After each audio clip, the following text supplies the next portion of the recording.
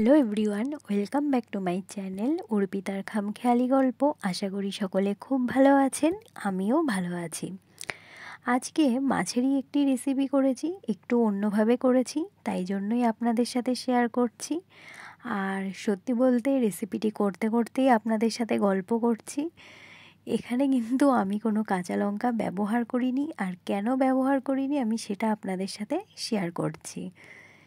যাই হোক, প্রথমে রান্নায় চলে আসি। প্রথমেই সরিষার তেল দিয়ে দিয়েছিলাম। সরিষার তেল একটু গরম হলেই সেখানে কিন্তু একটি শুকনো লঙ্কা আমি ফোড়ন দিয়ে দিয়েছি। তারপর দিয়ে দিয়েছি গ্রেট করে রাখা রসুন। রসুনের স্মেল কিন্তু আমার খুব ভালো লাগে। যখন রসুনটা আর কি ফ্রাই হয়ে আসে তখন কিন্তু খুব সুন্দর স্মেল বেরোয়, যেটা কিন্তু বেশ ভালো লাগে। তো রসুনের কাঁচা গন্ধ যতক্ষণ না যাবে ততক্ষণ ভালো করে ফ্রাই করে নিতে হবে। তারপর দিয়ে দেব হচ্ছে গ্রেট করে রাখা পেঁয়াজ। আমি কিন্তু এখানে পেঁয়াজ, টমেটো, রসুন সবকটাই গ্রেট করে নিয়েছি। গ্রেট করে রাখা পেঁয়াজগুলোকে দিয়ে দিয়েছি, দিয়ে বেশ ভালো করে মিক্সড করে নেব।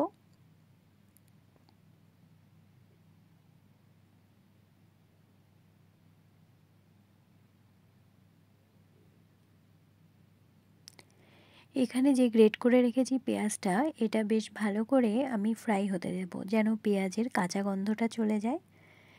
পেঁয়াজের কাঁচা গন্ধটা যতক্ষণ না যাচ্ছে ততক্ষণ এটি ফ্রাই হতে থাকুক। ততক্ষণে আমি কিছু মশলা তৈরি করে নিই।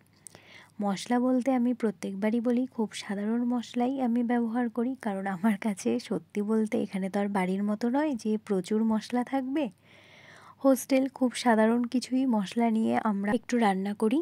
তো বেসিক কিছু মশলা, যেমন হচ্ছে ধনের গুঁড়ো, জিরের গুঁড়ো, লঙ্কার গুঁড়ো আর হচ্ছে হলুদ গুঁড়ো, এগুলোকে জলের সাহায্যে একটু ভালো করে মিশিয়ে রাখলাম।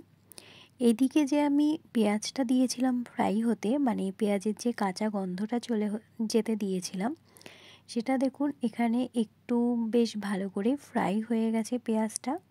তখন আমি গ্রেট করে রাখা টমেটো কিন্তু দিয়ে দেব। আমি প্রথমেই বলেছি এই রান্নায় আমি যা ব্যবহার করেছি, পেঁয়াজ, রসুন, টমেটো সব কিন্তু গ্রেট করে নিয়েছি। টমেটোটা দিয়ে বেশ ভালো করে আমি একটু নাড়াচাড়া করে আবার বেশ কিছুক্ষণ ফ্রাই হতে দেব। টমেটোটা দেওয়ার পর কিন্তু একটু জল বেরিয়ে আসবে, কারণ টমেটো দিলে যে কোনো রান্নার ক্ষেত্রে একটু জল বেরোয়। এই জন্য আমি বেশ কিছুক্ষণ ভালো করে ফ্রাই হতে দেব। দিয়ে দেব হচ্ছে স্বাদ মতো লবণ। লবণটাকে বেশ ভালো করে মিক্সড করে নেব। এবার আসি আমি কোনো কাঁচা লঙ্কা দিইনি কেন। আসলে ব্যাপারটা হচ্ছে আজকে সকালে যখন খেতে গেছিলাম কোনো প্ল্যানই ছিল না। আমরা এই কদিন ধরে কোনো রান্না সেভাবে করিনি, আমরা হোস্টেলের রান্নাই খেয়েছি। কিন্তু সত্যি বলতে সকালে যখন খেতে গেছি মাছগুলো দেখে আমাদের খেতে ইচ্ছে করেনি। মানে মাছগুলো খুব কম পরিমাণে ভাজা ছিল আর খেতে একদমই ইচ্ছে করছিল না। তাই সেটাকে রেখে দিয়েছিলাম রাত্রেবেলা খাবো বলে।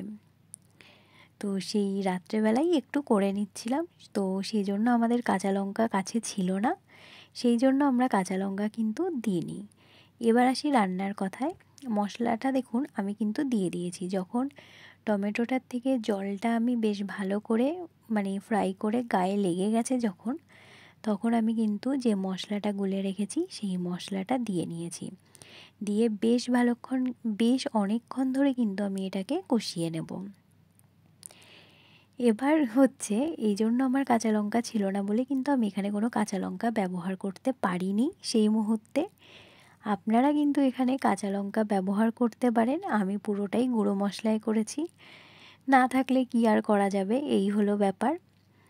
বেশ ভালো করে কিন্তু মশলাটা সমেত আমি পেঁয়াজগুলোকে কষিয়ে নেব।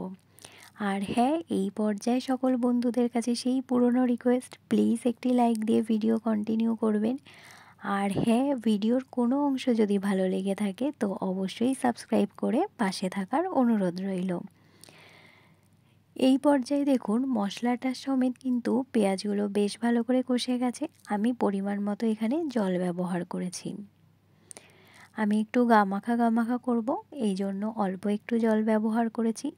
এখানে একটু উষ্ণ গরম জল দিলে বেশ ভালো হয়, তাহলে কিন্তু যে কোনো সবজিরই স্বাদ কিন্তু বজায় থাকে। এবার জল দিয়ে বেশ ভালো করে ফুটতে দিয়ে দেব। বেশ ভালো করে যখন ফুটে উঠবে তখন আমরা মাছগুলোকে দিয়ে দেব।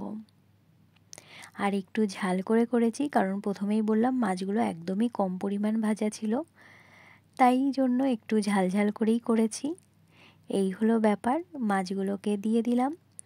এবার মাছগুলো দেওয়ার পর বেশ অনেকক্ষণ ধরে ফুটিয়ে নেব, যেন মাছের ভেতরে মশলাগুলো খুব ভালো পরিমাণ ঢুকে যায়।